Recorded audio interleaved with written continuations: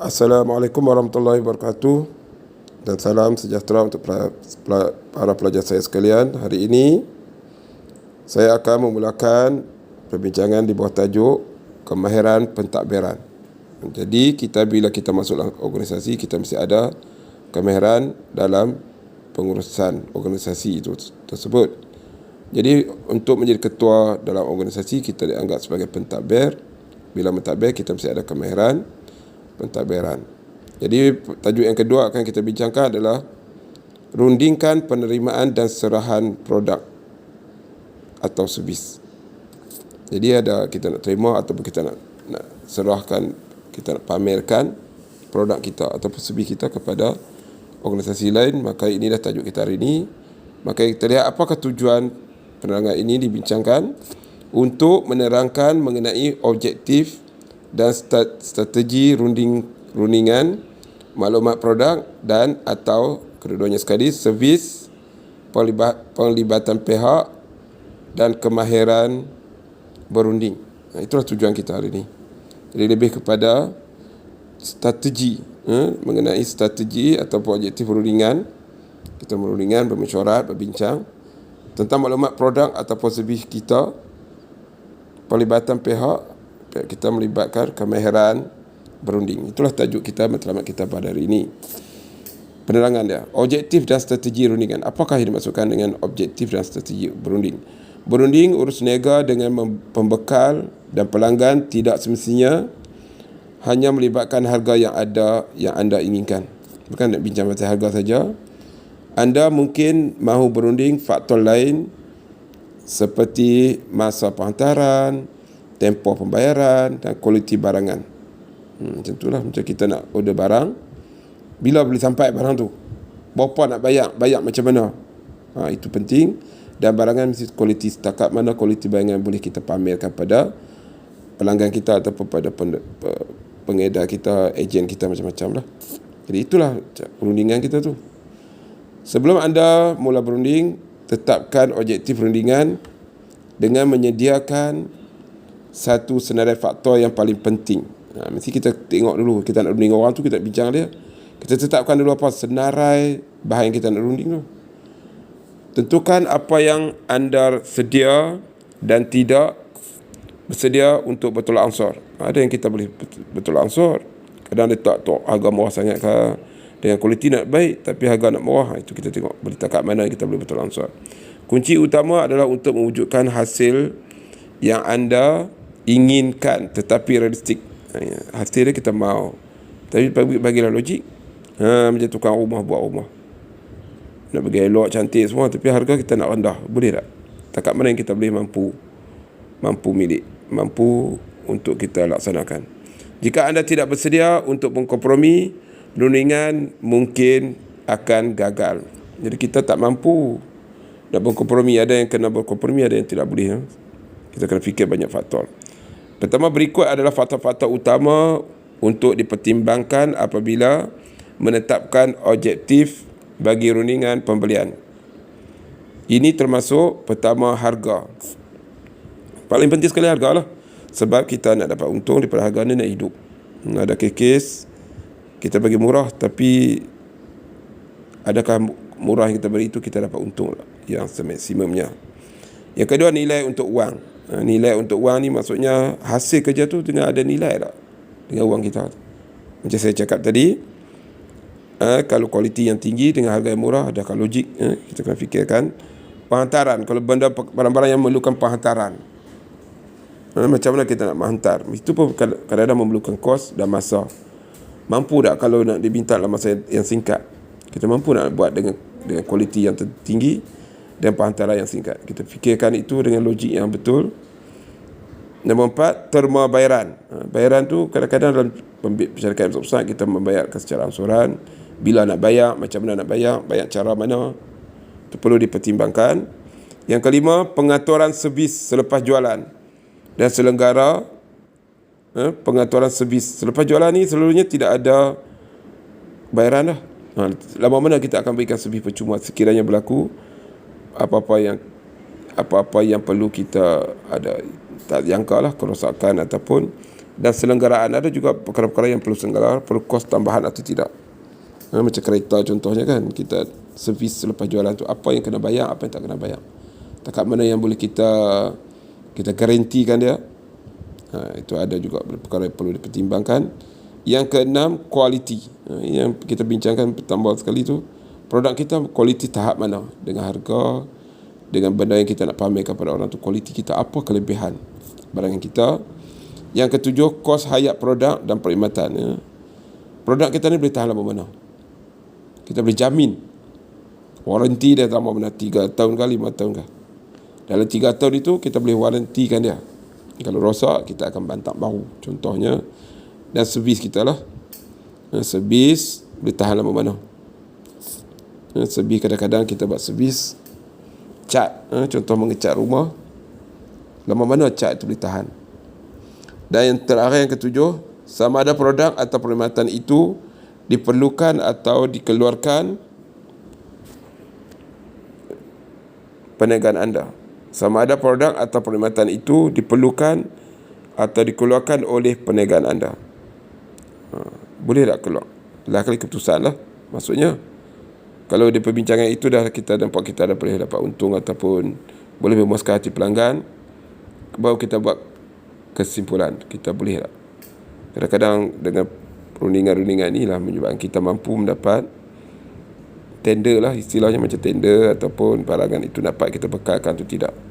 Anda juga perlu menimbang apa yang pihak pembekal atau pelanggan mungkin tawarkan. Apa yang pihak sana tawarkan pula, dan tidak balas anda terhadap tawaran itu. Walaupun masa pendek adalah penting, menjalin satu hubungan yang baik mungkin membantu anda mendapatkan hasil yang lebih baik pada masa yang akan datang. Faham tak? Kalau kita dah berbincang dengan cara baik, ukhuwah, puaskan hati dua pihak, maka dengan hasil rundingan yang ukhuwah itu, kita punya bisnes akan bertambah lagi pada masa depan. Pelanggan tetap dicatat oleh pelanggan banyak. Inilah rahsia kejayaan sesebuah organisasi perniagaan.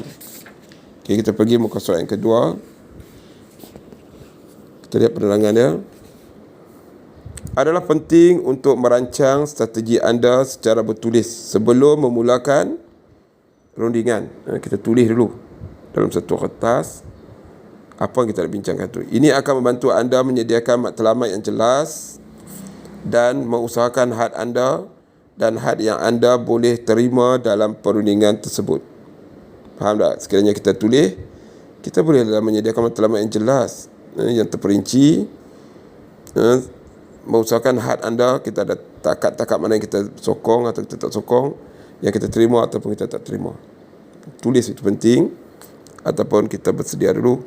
Pastikan setiap anggota pasukan anda biasa dengan strategi perundingan anda. Jadi kalau kita pilih 2-3 orang tu, mesti mereka tu biasa, seia sekata. Kita jangan nak bercelanggah pula di antara satu sama lain. Lebih berkeyakinan mereka tentang apa yang mereka mahukan, lebih berkemungkinan mereka akan mendapatkannya. Jadi kita pergi dalam satu grup contohnya, ataupun dalam satu syarikat kita ni, semua seia sekata, sehati sejiwa. Mesti apa yang kita cadangkan, kita cakap tentang produk kita itu memang dalam satu kata sepakat. Ini penting. Memahami kehendak dan taktik pihak lain dalam rundingan adalah penting. Kita tahu apa masalah mereka mau, pihak-pihak yang mau tu. Memilih strategi yang terbaik untuk memberikan tindak balas kepada kehendak dan taktik pihak tersebut akan dapat membantu anda mencapai hasil yang terbaik. Kita tengok apa, lepas tu kita bertindak balas. Adakah kita boleh terima, macam mana dia tanya soalan, isu-isu yang dibangkitkan, kita bertindak balas dengan baik. Itu penting untuk meyakinkan pihak pembekal ataupun pihak yang kata pembekal, atau dua kes kita nak beli barang ataupun kita nak produk, keluarkan barang kita. Beberapa strategi yang boleh digunakan dalam rundingan termasuklah strategi tadi, perancangan, ada 7 tadi. Sekarang strategi pula. Pertama, penyelesaian masalah. Mungkin ada beberapa kekusutan, kita nak selesaikan masalah. Kedua pihak sanggup untuk mengkaji dan membincangkan isu-isu yang dengan teliti sebelum menjalinkan perjanjian jangka panjang. Sanggup mengkaji dan membincangkan isu-isu teliti. Bersaing, meyakinkan pihak yang berunding dengan anda untuk beralah dengan kehendak mereka anda. Kita kena yakin kadang mereka nak macam itulah, harga murah, lebih bagus, kualiti, tetapi kita kena memberikan keyakinan mereka takat mana yang kita boleh buat. Bagi mereka mengalah sikit, kadang-kadang kalau ikut mereka memang nak macam itulah. Siapa pun kan nak untung lebih. Mengalah, kita pula mengalah. Tadi kita nak menang, kita mengalah pula. Beralah untuk perkara yang tidak berkepentingan bagi anda tetapi penting kepada pihak yang berunding dengan anda. Ini bernilai dalam rundingan berpanjangan. Kadang kita pula kena mengalah sesuai dengan keadaan mereka macam itulah. Kadang kita minta mereka beralah dengan kualiti barang yang kami ni, kami boleh keluarkan dengan harga ni. Tapi pihak tu kata kami hanya tekat ni mampu kita boleh, kita mesti beralah. Kita tengok mana-mana yang elok.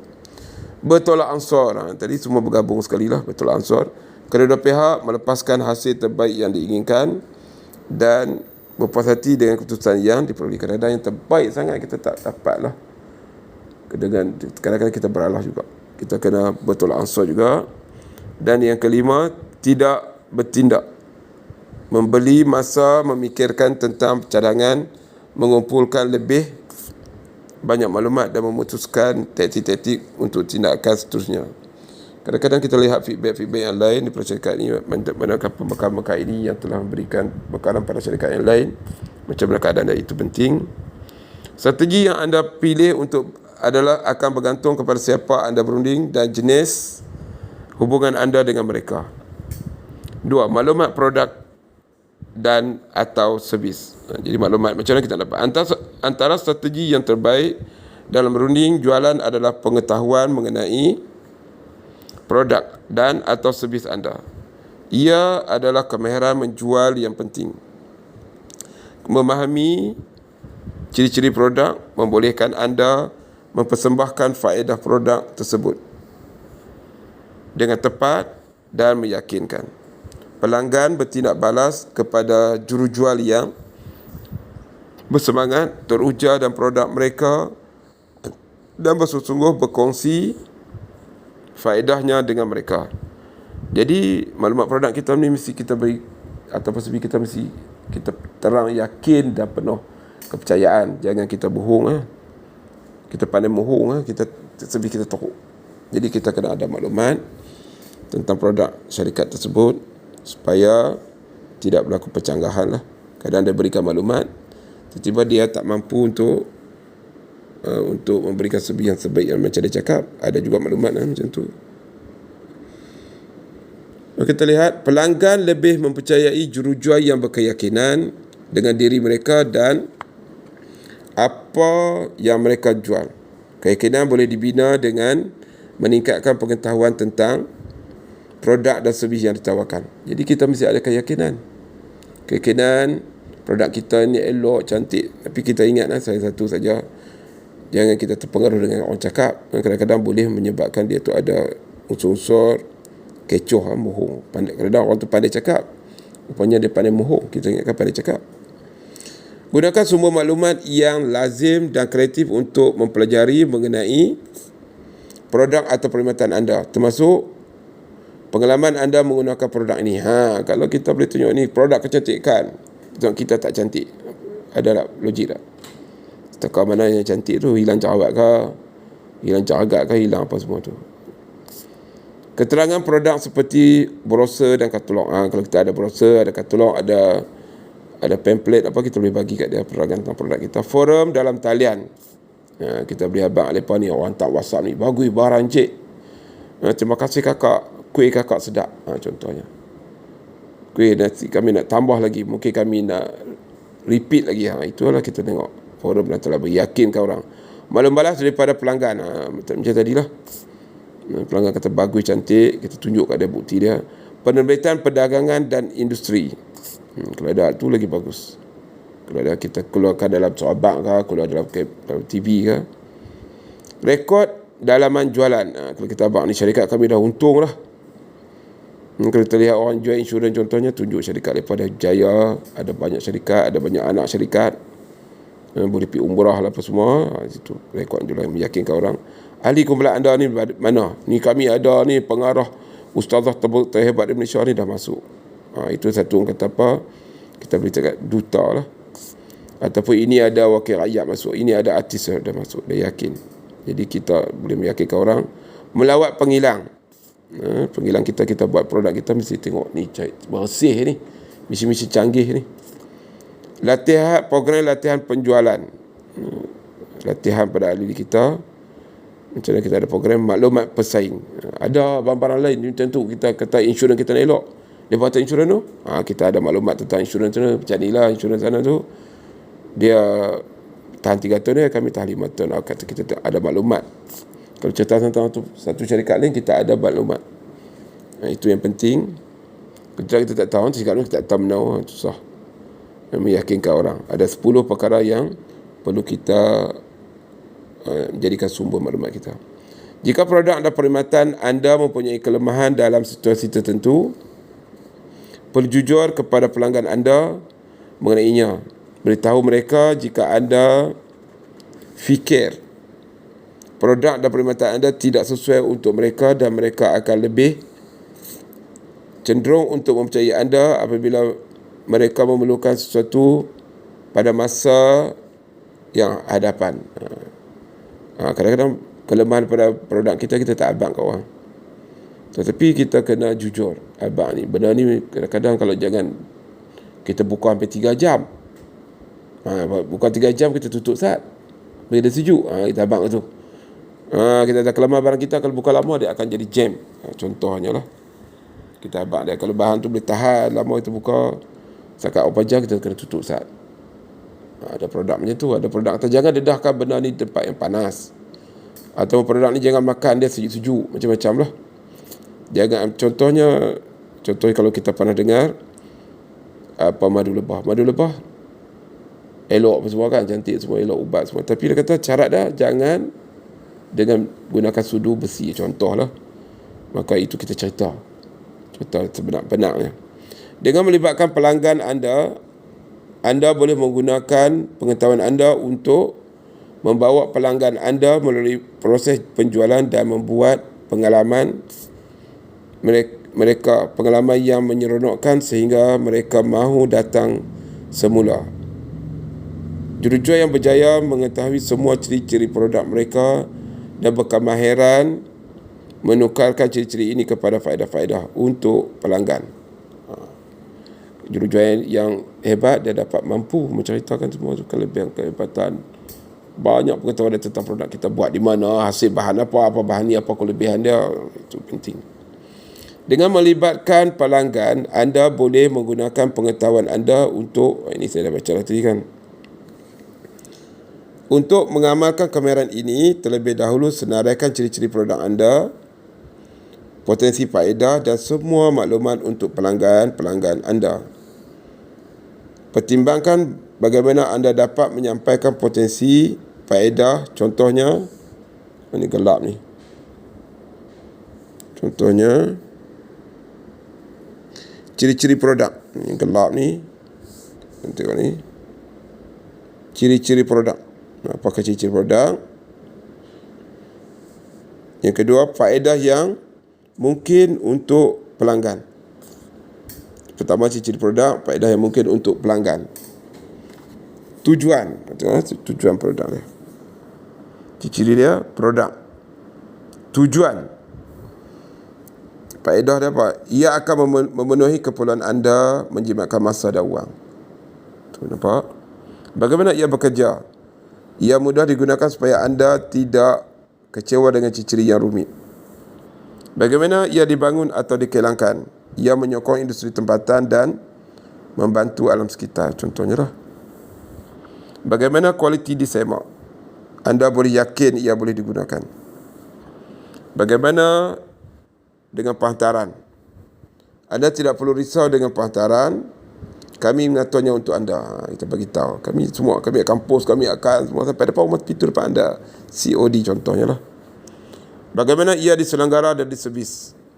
Dijamin jika anda memerlukan selenggaraan, kami akan melaksanakan dengan segera. Contohnya kalau syarikat insurans kereta kata, tempelkan gambar telefon tak mana pun kami akan sampai. Contoh kami ada ejen kami satu Malaysia contohlah. Berapa lamakah ia boleh bertahan, termasuk mana-mana jaminan? Anda boleh berasa yakin jika ada sebarang masalah, kami akan perbaiki dan gantikan selagi masih dalam tempoh jaminan. Kalau dalam waranti kami ni 3 tahun, kalau rosak kami bagi sebiji balik. Contohnya kita yakin kat dia barangan tu. Harga, anda mampu milikinya, kita jualkan. Contohnya Indonesia, tengok Malaysia kan banyak pakai kereta, mungkin disebabkan oleh rakyat Malaysia dengan harga itu kita mampu milikinya. Bagaimana ia dibandingkan dengan produk yang sama dalam pasaran?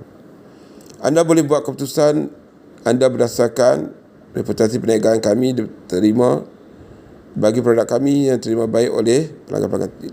Cik boleh cek di Shopee, cik boleh cek di DIY kapal di mana-mana barang kami ni dengan harga, tengok dengan produk, dengan kualiti kami. Cuba berbandingan yang penting. Bagaimana ia dibandingkan dengan produk pesaing? Anda menerima kualiti dan nilai untuk wang anda. Kadang harga mahal cik, tetapi tengok kualiti dia.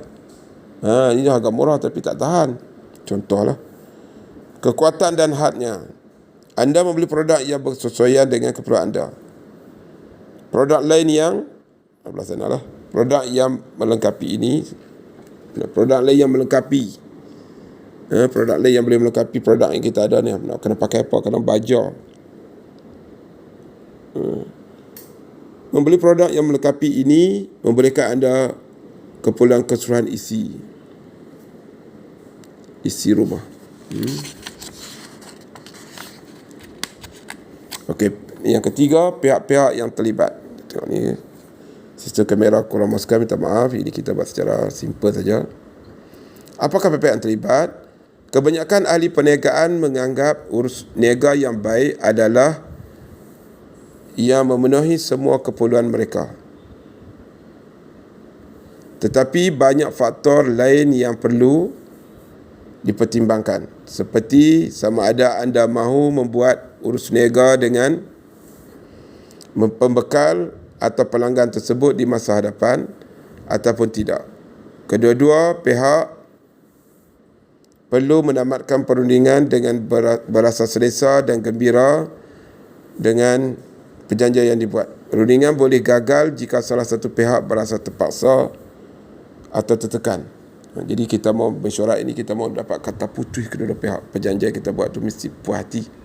Pihak sana puas hati, pihak kita puas hati.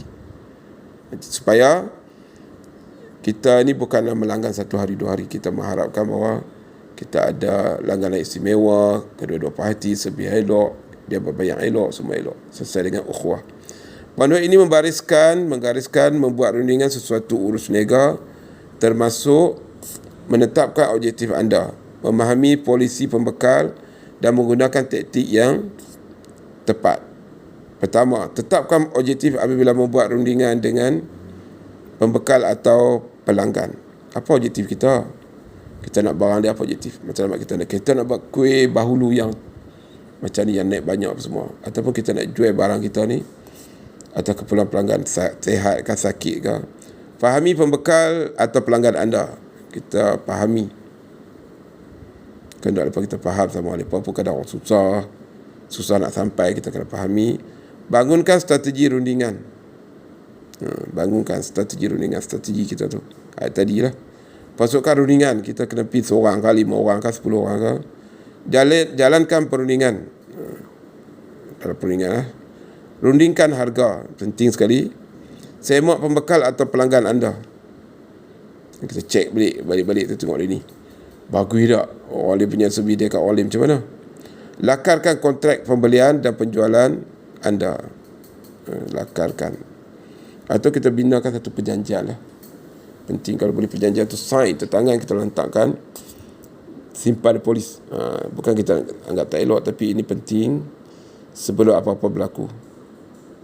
Sebelum anda memulakan perundingan, senaraikan faktor-faktor penting kepada anda. Putuskan siapakah diri anda dan anda tidak bersedia untuk bertolak ansur. Sebagai contoh, jika anda memesan secara pukal, anda mungkin ingin mencari pembekal yang dapat menawarkan diskaun.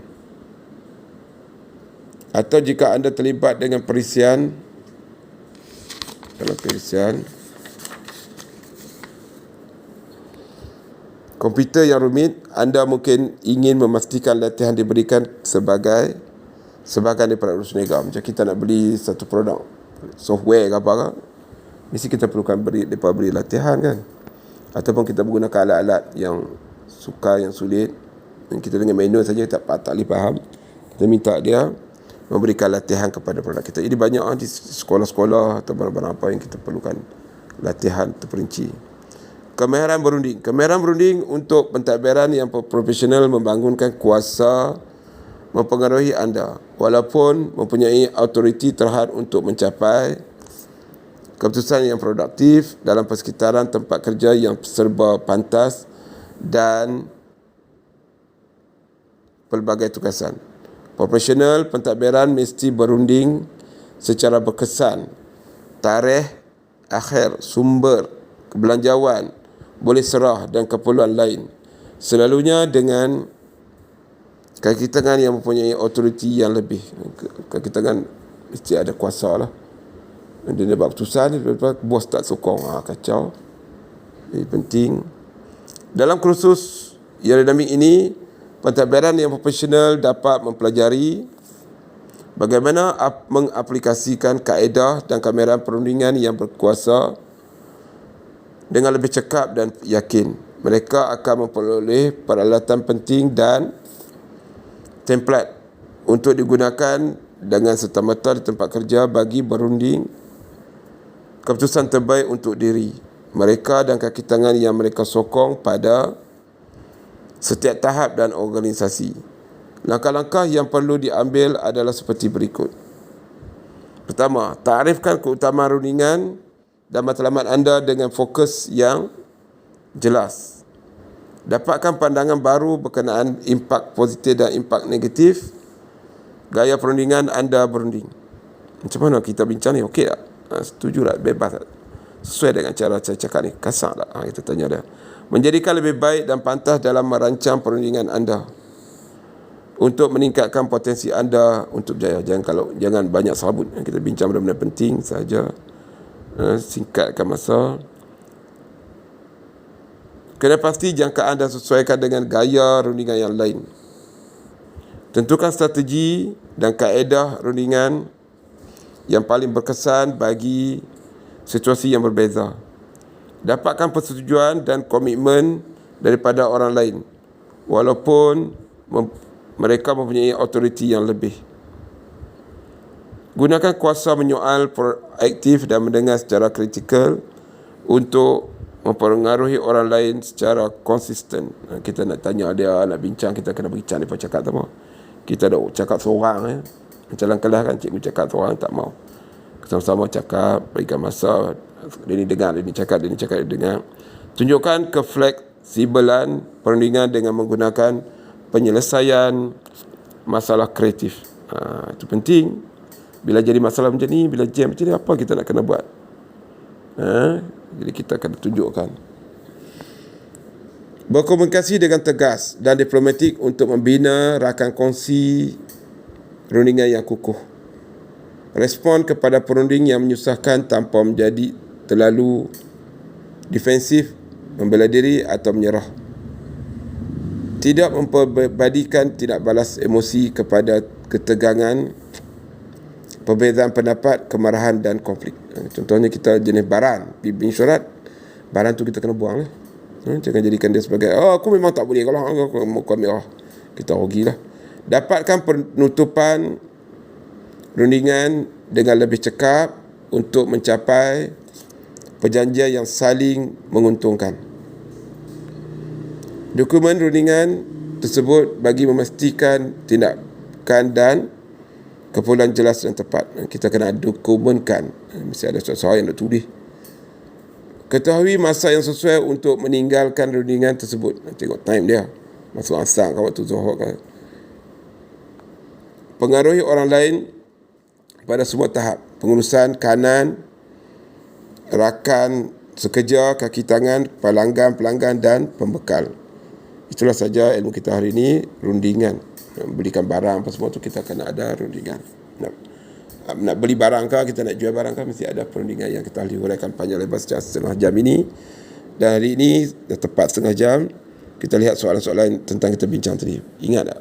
Okey, sekarang namakan 2 objektif dan 2 strategi kamera mentadbir. Apakah 2 objektif dan 2 strategi? Anda boleh ulang-ulang balik tengok. Ada 2 objektif dan 2 strategi. Yang kedua, namakan 3 faedah produk kepada pelanggan. Ada di belakang sana 3 produk. Yang ketiga, namakan 3 produk-produk yang perlu dipertimbangkan untuk rundingan harga. Dan yang keempat, mengapakah kamera berunding adalah penting kepada organisasi. Jadi anda boleh lihat nota. Soalan ini jawab atas nota tadi. Jadi inilah rujukan yang telah dibuat. Di sini bukan saya rujuk, pengarang yang rujuk. Macam-macam ni orang putih semua diterjemah. Sekali saja ilmu kita pada hari ini 32 minit. Diharap para pelajar boleh mendengar secara terperinci dan mengambil menanda kedatangan.